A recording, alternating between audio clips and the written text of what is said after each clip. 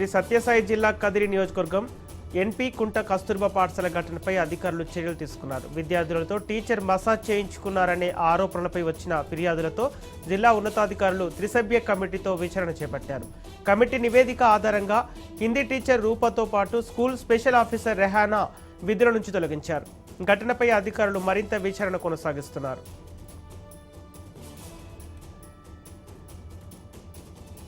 తిరుమల తిరుపతి దేవస్థానం పేరుతో ఈ-కామర్స్ వేదికల్లో విక్రయిస్తున్న అగరబత్తుల వ్యవహారం చర్చనీయాంశంగా మారింది.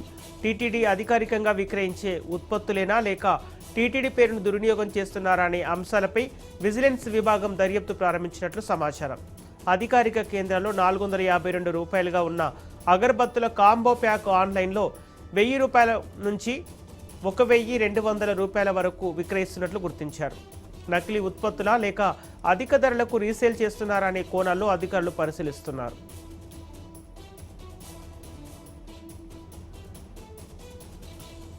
హనుమకొండ జిల్లా పరకాలలో నూతనంగా నిర్మించిన 100 పడకల ఆసుపత్రిని వెంటనే ప్రారంభించాలని డిమాండ్ చేస్తూ బీజేపీ నాయకులు జాతీయ రహదారిపై ధర్నా చేపట్టారు. పార్టీ నాయకులు ముందుగా ప్రభుత్వ ఆసుపత్రిని సందర్శించి వైద్యులు రోగులతో సమస్యలను అడిగి తెలుసుకున్నారు.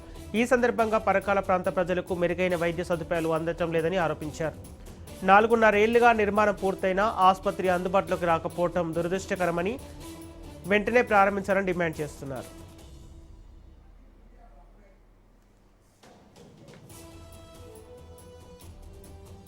హనుమకొండ జిల్లా పరకాలలోని అమరధామం ప్రస్తుతం అసాంఘిక కార్యకలాపాలకు అడ్డగా మారిందన్న ఆరోపణలు వినిపిస్తున్నాయి. నైజాం పాలనకు వ్యతిరేకంగా పోరాడిన అమరవీరుల స్మారకంగా నిర్మించిన ఈ ప్రదేశంలో కొందరు బహిరంగంగా ధూమపానం చేస్తూ నిబంధనలు ఉల్లంఘిస్తున్నారని స్థానికులు ఆవేదన వ్యక్తం చేస్తున్నారు. కుటుంబాలు, వృద్ధులు, చిన్నారులు ప్రశాంతంగా గడిపేందుకు ఏర్పాటు చేసిన అమరధామంలో సీసీ కెమెరాలు ఏర్పాటు చేసి పోలీసులు గస్తీ పెంచాలని ప్రజలు డిమాండ్ చేస్తున్నారు.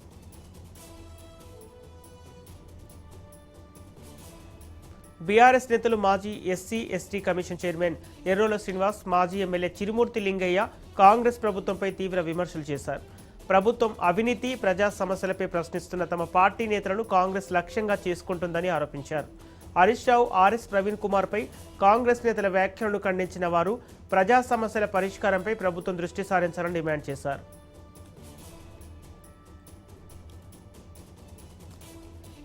సింగరేణి కాలనీ హత్య కేసులో మృతుడు ఫాసీ అహ్మద్ అలియాస్ అమీర్ కుటుంబ సభ్యులు న్యాయం కోసం డిమాండ్ చేస్తున్నారు.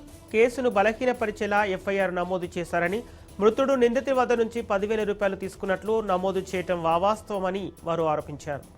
ఈ కేసులో ఉన్నతాధికారులు జోక్యం చేసుకుని పారదర్శకంగా దర్యాప్తు నిర్వహించాలని, అలాగే బాధిత కుటుంబానికి తగిన సహకారం అందేలా చర్యలు తీసుకోవాలని కోరుతున్నారు.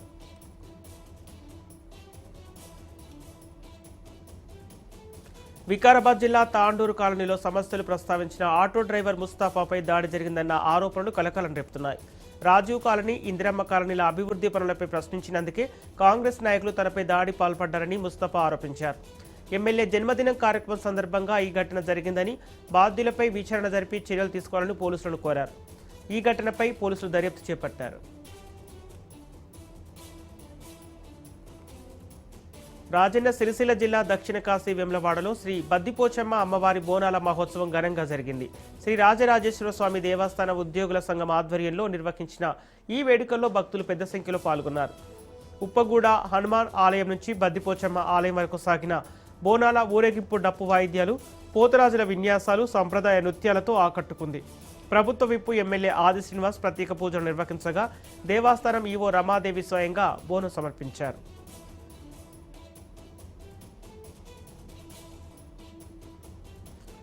నల్గొండ జిల్లా దేవరకొండ మండలం తూర్పుపల్లిలో అక్రమంగా తరలిస్తున్న రేషన్ బియ్యాన్ని పోలీసులు పట్టుకున్నారు.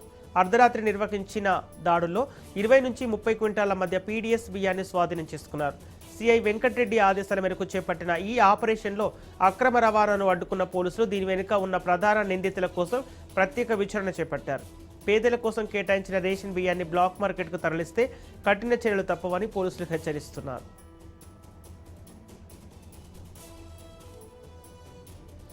జనగామ జిల్లాలో కొండచిలువ దాడి కలకలం రేపింది. రఘునాథపల్లి మండలం కంచనపల్లి గ్రామంలో మొక్కజొన్న చేనులో పనిచేస్తున్న స్వప్న అనే మహిళపై సుమారు 12 అడుగుల కొండచిలువ దాడి చేసింది. వెంటనే ఆమెను జనగామ ఏరియా ఆసుపత్రి తరలించగా కుటుంబ సభ్యులు కొండచిల్వను కూడా ఆసుపత్రి తీసుకొచ్చారు. వైద్యులు వెంటనే చికిత్స అందించడంతో స్వప్న ప్రాణాపాయం నుంచి బయటపడిందని తెలంగాణ రాజ్యాధికార పార్టీ జనగామ నియోజకవర్గ ఇన్ఛార్జి డాక్టర్ మాచర్ల భిక్షపతి తెలిపారు.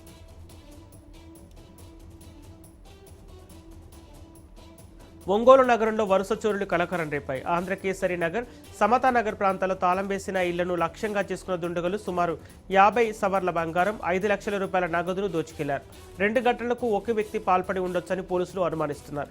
సీసీటీవీలో నిందితుడి దృశ్యాలు నమోదు కాగా క్రైమ్, ఫింగర్ ప్రింట్ బృందాలు ఆధారాలు సేకరించాయి. నిందితుడి కోసం ప్రత్యేక బృందాలతో పోలీసులు గాలింపు చర్యలు చేపట్టాయి.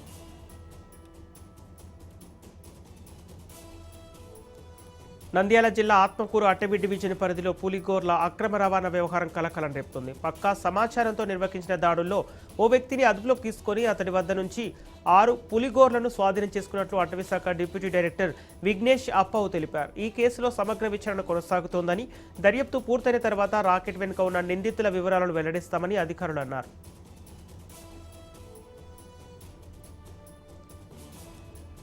మహబూబాబాద్ జిల్లా మరిపేడలోని గిరిపురం గ్రామ పంచాయతీలో నిధుల వినియోగంపై వివాదం నెలకొంది.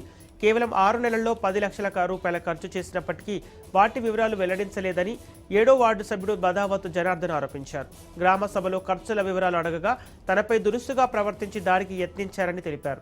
నిధుల వినియోగంపై సమగ్ర విచారణ జరిపి పూర్తి లెక్కలు ప్రజల ముందు ఉంచాలని, అలాగే తనకు తన కుటుంబానికి పోలీసు రక్షణ కల్పించాలని సంబంధిత అధికారులను కోరారు.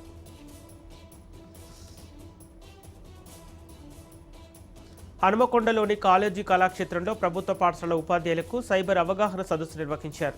ఈ సందర్భంగా డిజిటల్ యుగంలో సైబర్ నేరాల నివారణకు విద్యార్థుల్లో అవగాహన పెంచాల్సిన బాధ్యత ఉపాధ్యాయులదేనని వరంగల్ పోలీస్ కమిషనర్ శ్వేత అన్నారు.